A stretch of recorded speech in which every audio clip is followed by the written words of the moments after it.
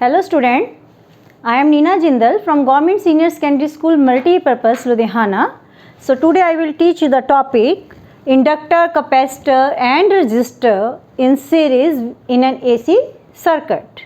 So L, inductor of inductance L, capacitor of capacitance C and resistor of resistance R, they are connected in series across a alternating source of EMF or current, you can say, as shown in this figure.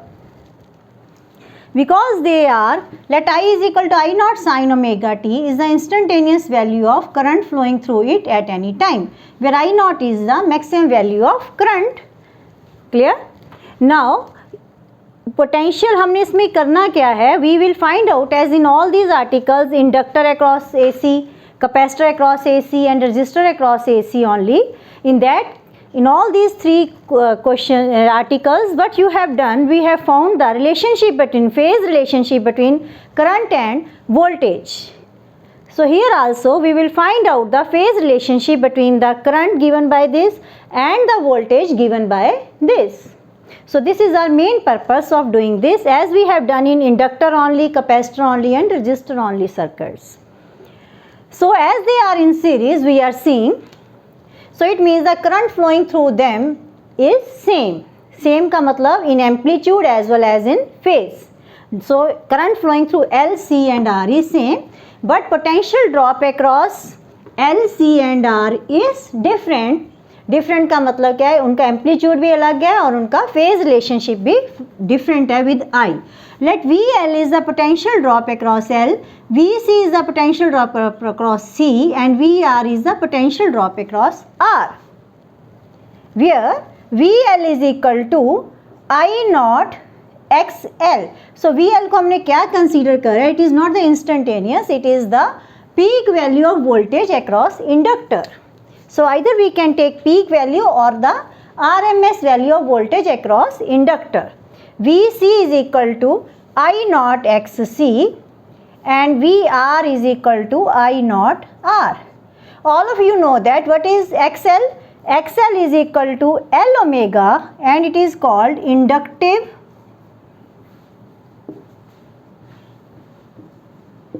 reactance of inductor. इस inductor कितना resistance offer करता है उसको हम कहते हैं inductive reactance. It is denoted by L omega. X C is equal to 1 upon C omega. So this is called capacitive reactance, that is resistance offered by capacitor. And V R is equal to I not R. R is the resistance of the resistor. So VL, हम further we know that VL leads the current, ये हम कर चुके हैं, leads the current by 90 degree or you can say pi by 2. ये current से आगे है. और ये VC है, potential drop across या voltage across C lags behind current by pi by 2. Clear? Here we know that VL leads the current by pi by 2 और VC lags behind, पीछे रह जाता है करंट से by pi by 2. and VR and R, there is VR and I have no phase difference. Current कह लो I not have no, I लिख लो VR and I have no phase difference.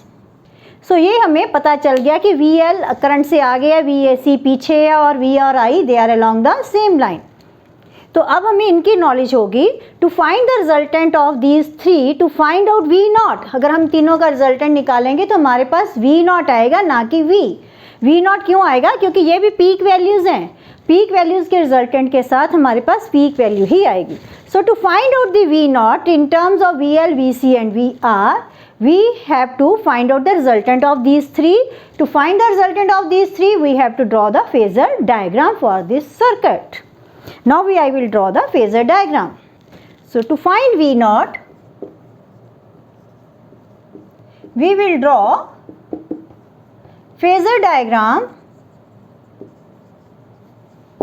of this circuit. Now, in this phasor diagram, single phasor is used to represent current because current is same in L, C and R, whereas the voltage phasors are VL, VC and VR. So, we will see now how they are represented. As VL, we know that leads the current by pi by 2. So, therefore, it is represented by a vector OB, which is ahead of current by pi by 2. So, VL is this one. So, let OB vector represents your OB vector है जो आपका वो VL को represent कर रहा है. ठीक है. So, VL is represented by your OB vector because VL leads the current by pi by 2. VC lags behind the current, ठीक है, by pi by 2. So, we can write down it here also, that is VL. So, as VL leads current by pi by 2, so therefore it is represented by OB vector. As VC lags behind current by pi by 2, so therefore it is represented by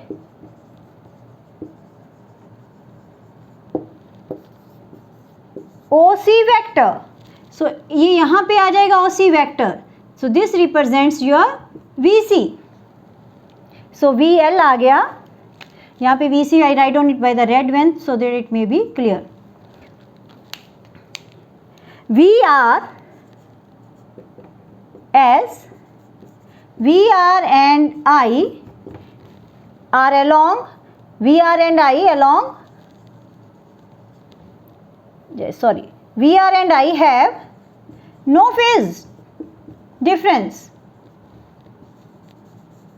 So therefore they act along same line and is represented by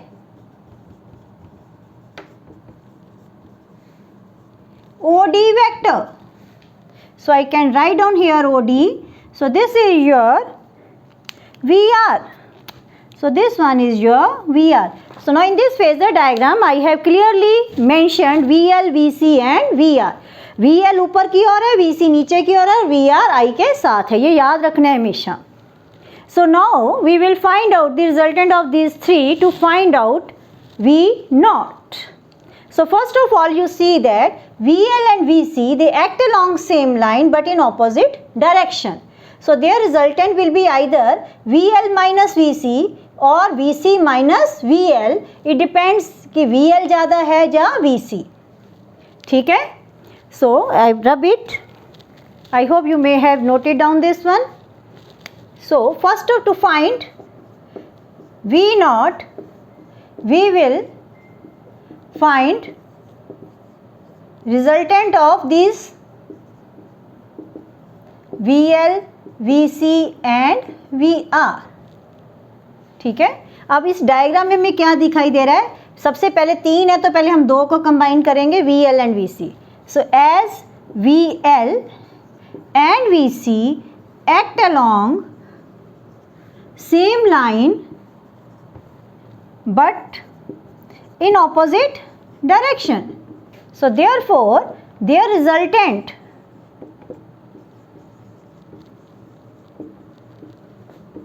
will be either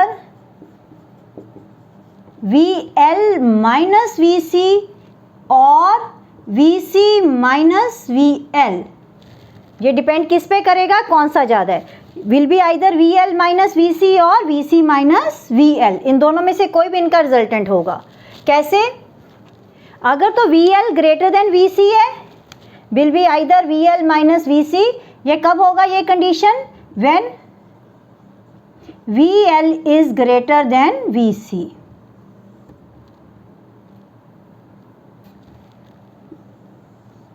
और ये VC minus VL कब होगा? जब VC is greater than VL. सो ये दो conditions आ गई. इन दोनों का रिजल्टेंट अगर ये ज़्यादा है तो नेचुरली इन दोनों का रिजल्टेंट ये कट जाएगा, ऊपर आ जाएगा, अगर ये ज़्यादा हुआ तो नीचे आ जाएगा. So I am again making the phasor diagram by taking this one.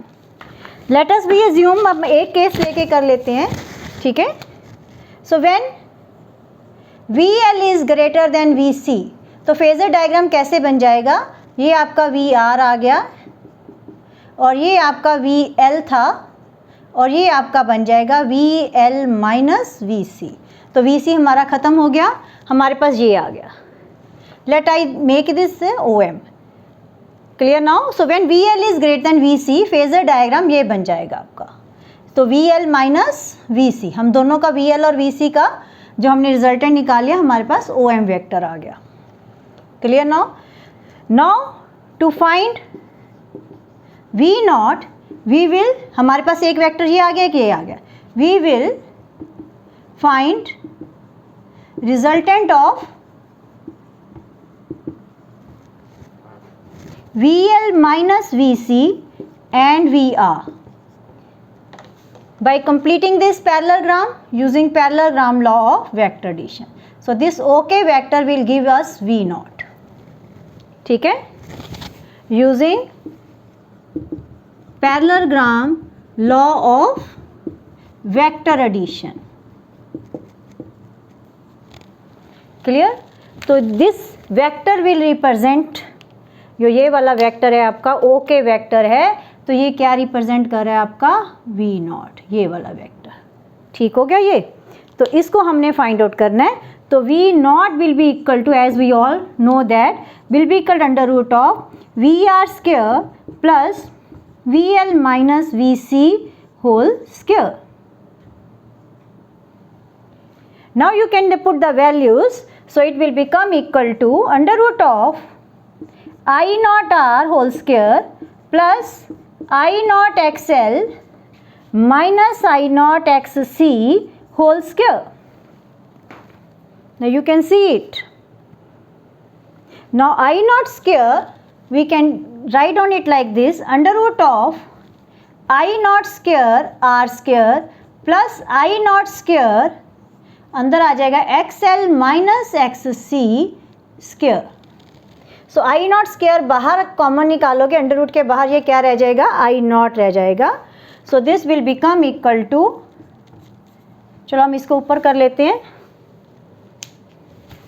So I rub it, so it will be here. So therefore V not will be equal to, you can say V not will be equal to I not, ये I not बाहर निकल जाएगा, दोनों में से common लेके अंदर आ जाएगा, under root of R square plus XL minus XC whole square.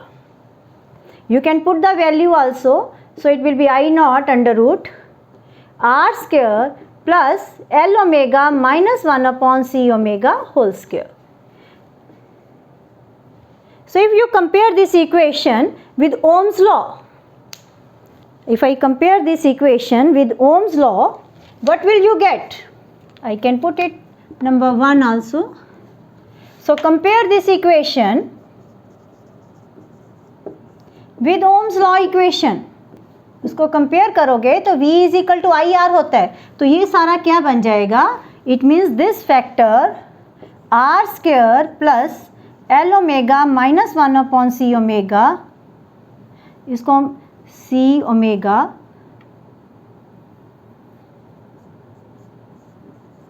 Whole square, ये क्या रिप्रेजेंट करता है, V is equal to I R होता है, it means it is represents the resistance of this circuit. So this is equal to the effective, या net लिख सकते हो, resistance of this circuit, which is denoted by Z, and it is also called impedance of this circuit. So Z की value हमारे पास ये आ गई, therefore Z is equal to under root of R square plus L omega minus 1 upon C omega whole square. तो ये formula आ गया हमारे पास. V नॉट की वैल्यू भी आ गई, Z भी आ गया, रेजिस्टेंस कितनी होगी.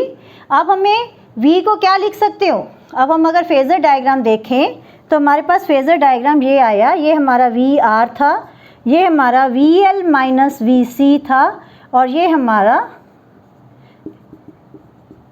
जो आपने इसको किया तो this is your V naught, और ये एंगल हमारा आ गया phi.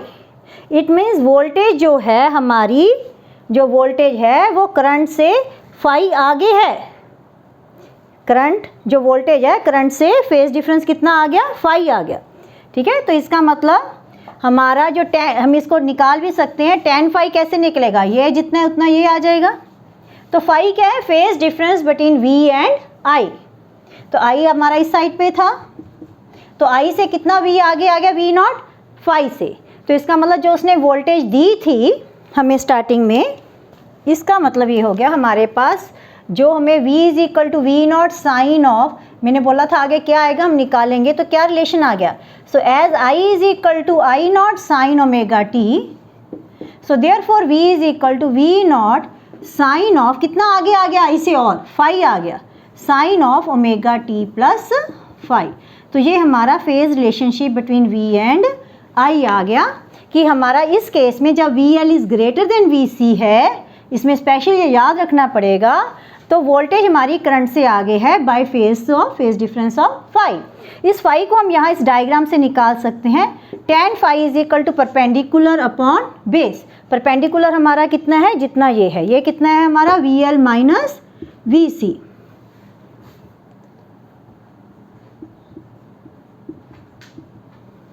So this is equal to V L minus V C divided by V R. तो आई नॉट कॉमन निकल जाएगा, अंदर आ जाएगा X L minus X C divided by I not R. I not से I not cancel हो जाएगा। So tan phi is equal to X L minus X C upon R. You can put the value of X L and X C. तो हमारे पास ये phi आ जाएगा, tan phi यहाँ से, tan phi से phi निकाल सकते हैं। तो हमारे पास ये पूरा कंप्लीट आ गया। अगर सेम केस में हमारा यही चीज़ अगर V C greater than V L होता तब क्या बनना था, ठीक है। Then I again draw the phasor diagram with that one. So now we will see the case when V C is greater than V L. तो then phasor diagram हम redraw करेंगे। Phasor diagram will become this. So V R and I naught same हो गए, अब V L खत्म हो गया, V L ऊपर से, वी एल और वी सी का रिजल्टेंट हमने ले लिया। ये वेक्टर इसको ओ एम डैश लिख लो, ठीक है। ये वेक्टर ले लिया, ओ एम डैश वेक्टर कितना हो गया, V C minus V L, ये नीचे आ गया अब क्योंकि V C is greater than V L. अब इन दोनों का रिजल्टेंट निकाल के हम वी नॉट निकालेंगे। Now V naught is again equal to resultant of V R square plus V C minus V L whole square. जब किसी चीज़ का हम होल स्क्वायर लेते हैं, चाहे ये V L minus V C होता है या V C minus V L आए, तो वो स्क्वायर होने के कारण पॉजिटिव सेम वैल्यू आ जाएगी। तो इसकी जो वैल्यू आ जाएगी, मैं सॉल्व नहीं कर रही, so I will write down I not बाहर आ जाएगा जो जैसे हमने पिछली बार किया था, R square plus 1 upon C omega minus L omega whole square. पिछली बार L omega minus 1 upon C omega था, वो सेम। तो वी नॉट दोनों केसेस में हमारा सेम आएगा क्योंकि इसकी वैल्यू पॉजिटिव आई चाहे नेगेटिव है, उसका स्क्वायर होकर उसने पॉजिटिव ही बन जाना है। सो चाहे हम V L is greater than V C, चाहे V C is greater than V L, V not की वैल्यू हमारी सेम आ रही है। सिर्फ डिफरेंस कहाँ पे आ रहा है, फाई पहले ऊपर था, फाई नीचे आ गया। इसका मतलब हमारी वोल्टेज करंट से पीछे जा रही है, voltage lags behind the current by phase difference phi. Clear now. So क्योंकि हमें पता है जो कैपेसिटर वाला सर्किट होता है उसमें भी वोल्टेज नीचे जाती है, लैग्स बिहाइंड होती है करंट से बाय पाई बाय 2। इसमें भी वोल्टेज लैग्स बिहाइंड करिए, तो इसका मतलब ओवरऑल जो सर्किट है वो कैपेसिटिव सर्किट की तरह बिहेव करेगा। तो इसमें हम tan फाई भी निकाल सकते हैं। सो tan फाई भी वही आ जाएगा, V C minus V L divided by V R. So this will be equal to X C minus X L divided by R. So यहाँ से हम फाई की वैल्यू भी निकाल लेंगे। नेगेटिव आई अंडरस्टूड है, नीचे को आ रहा है। अब ये सारी चीज़ें देख लिया, वी नॉट हमारा पीछे जा रहा है आई नॉट से, तो हमारी अगर आई वाज इक्वल टू, ठीक है, हमारे पास करंट रिलेशनशिप क्या था, इधर अगर हम करंट का जो हमारा स्टार्टिंग का जो डायग्राम था, एसी सोर्स है, उसमें I was given by I naught sine omega T. तो इसमें अब वी नॉट आप देखो पीछे जा रहा है, इसलिए वी की वैल्यू कितनी आएगी, V naught sine of omega T अब ये I से और पीछे कितना चला गया, 5 -5। तो ये हमारा relationship between V and I आ जाएगा अगर हमारा VC is greater than VL। जब VL is greater than VC तो यहाँ पे पॉजिटिव साइन आया था, जब VC ग्रेटर देन VL है तो यहाँ पे नेगेटिव साइन आया है। ठीक है, सो थर्ड केस आप कर सकते हो, अगर आप चाहो तो VR is equal to VL is equal to VC, तो ये फैक्टर हमारा 0 हो जाएगा। थर्ड केस में हम ले लेंगे, so when VL is equal to VC, अगर ये दोनों बराबर हो जाएंगे तो V नॉट किसके इक्वल आ जाएगा, V naught will be equal to under root VR square, क्योंकि ये फैक्टर तो 0 ही हो जाएगा, ये दोनों बराबर होके कैंसिल हो जाएंगे, सिर्फ VR रह जाएगा। तो वही आपका V naught that is equal to VR। Clear? Then V and I they will be, then V and I have no phase difference. तो सर्किट कैसे बिहेव करेगा, सर्किट जब V और I में कोई फेज डिफरेंस नहीं होगा तो circuit will behave like pure resistive circuit. तो ये हमारे पास 3 केसेस आ गए, VL greater than VC, VC greater than VL and VC is equal to VL। तो तीनों केसेस में मैंने V नॉट और V और I के अंदर फेज रिलेशनशिप आपको निकाल के दिखाया, tan phi भी निकाल के दिखाया, और ठीक है ये आपने सारा देख लिया है। तो अगर VL ग्रेटर देन VC है तो प्योर इंडक्टिव है, हमारा जो वोल्टेज है वो leads the current by phi। अगर VC ग्रेटर है तो lags behind the current by phi। अगर VL is equal to VC है, ये दोनों कैंसिल हो जाएंगे, आपका V नॉट और I they will be along the same line, तो हमारे पास V नॉट VR के इक्वल आ जाएगा। It means there is no phase difference between V and I। तो ये हमने कर लिया। अगर रेजोनेंस वाला भी करना हो, सो LCR circuit is said to be in resonance. जो सीरीज सर्किट हमने किया, अभी सारा कुछ स्टडी किया है, ठीक है। तो LCR circuit is said to be in resonance when current in the circuit is maximum. तो as I not is equal to V not upon Z, ये हम कर चुके हैं रिलेशन। तो I नॉट कब मैक्सिमम होगा, जब डिनोमिनेटर जो Z है वो मिनिमम होगा। अब Z हमारे किसके इक्वल है, R square plus XL minus XC whole square. अब Z मिनिमम कब होगा, ये फैक्टर भी 0 नहीं, ये भी अपने आप में 0 नहीं, ये भी। तो ये जो सब्ट्रैक्शन वाला पार्ट है इसको हम 0 कर सकते हैं, that is when XL minus XC is equal to 0। इसका मतलब XL is equal to XC होगा, तो हमारा Z मिनिमम होगा और करंट मैक्सिमम होगा। तो हमारे पास XL क्या है, L omega 1 upon C omega, therefore omega square is equal to 1 upon LC, or omega is equal to 1 upon under root LC, or you can, this omega is called resonant frequency, 2 pi nu r is equal to 1 upon under root LC, so nu r which is called resonant frequency, ठीक है, nu r is equal to 1 upon 2 pi under root LC. So when the frequency of this AC source is equal to this, then the circuit is said to be in resonance and the current in the circuit will be maximum.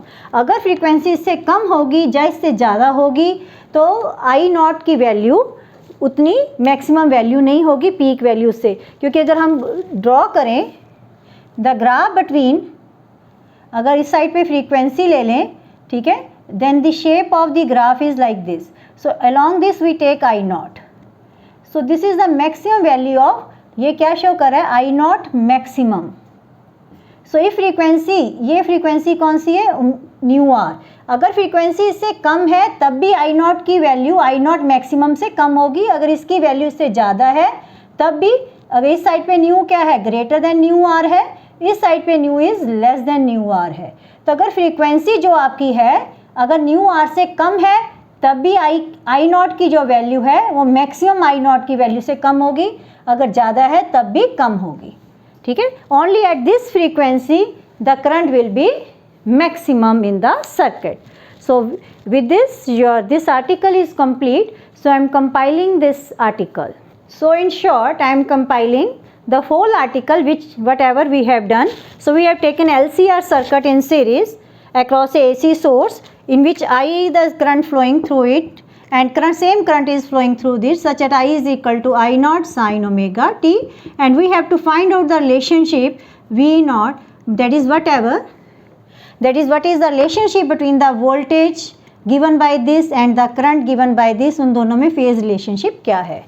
तो तीनों में current पहले same जाएगा, VL, VC, VR are the potential drops across this three, और तीनों different होंगे। तीनों का जो है, क्योंकि तीनों की वैल्यूज़ अलग अलग हैं, एम्पलीट्यूड भी डिफरेंट और फेज भी अलग है I के साथ। VL leads the current by π/2, it lags behind the current by π/2, it have no phase difference. तो इसलिए अगर हमें इन तीनों का रिजल्टेंट निकालना है टू फाइंड आउट V0 निकालने के लिए हमें VL, VC और VR का रिजल्टेंट निकालना पड़ता है। उसके लिए हमें फेजर डायग्राम ड्रॉ करना पड़ता है जिसमें ये VR आ जाता है और इस साइड पे VL आता है और इस साइड पे VC आता है। ठीक है, अगर मैं एक ही केस लेके समझा देती हूँ। सबसे पहले ये दोनों एक ही लाइन में लॉन्ग है तो इन दोनों का रिजल्टेंट निकालते हैं। इन दोनों का रिजल्टेंट कहाँ आ जाएगा, अगर ऊपर आएगा अगर VL is greater than VC, नीचे आएगा अगर VC is greater than VL। मैं एक लिख देती हूँ, मान लो ये ग्रेटर है, VL is greater than VC, तो हम इसको कंप्लीट करके इसका ये रिजल्टेंट निकाल लेते हैं which will give us V0। और V0 की वैल्यू हमारे पास क्या आ जाती है, VR² plus VL minus VC whole square. तो यहाँ से हम फिर V0 आ जाता है हमारा I0 into under root of R² plus XL minus XC whole square. तो यहाँ से ये हमारे पास Z आ जाता है, Z is equal to V0 upon I0 and which is equal to under root of R² plus XL minus XC whole square. तो ये हमारे पास Z आ जाता है। तो Z आ गया। इसी ढंग से हम ये एंगल फाई है तो tan फाई निकाल लेते हैं। tan फाई निकालने के लिए हम ये ट्रायंगल ले लेते हैं which is equal to VL minus VC upon VR which is equal to XL minus XC upon R। तो यहाँ से हम फाई निकाल सकते हैं। और फिर I और I0 में रिलेशन अगर इस केस में देखते हैं हम, that is I0 sine omega t हमारा करंट रिप्रेजेंट करा था, तो V is equal to V0 sine of, क्योंकि हमारा ये करंट तो ओमेगा टी तो आ ही रहा है इसके साथ, अब और कितना आगे आ गया, फाई से और आगे चला गया, so it will become omega t plus phi. So phi is the phase difference between V and I। V leads the current by phase difference phi. ठीक है, अगर VC होता आपको पता ये सारा डायग्राम नीचे बन जाना था, फिर यहाँ पे माइनस फाई आ जाना था। रेजोनेंस के लिए हम कंडीशन लाते हैं XL minus XC is equal to 0 आ जाएगा, तो I जो हमारा Z मिनिमम आ जाएगा तो I मैक्सिमम हो जाएगा। So this was your article. I hope you have understood it. Stay home, stay safe. Thank you.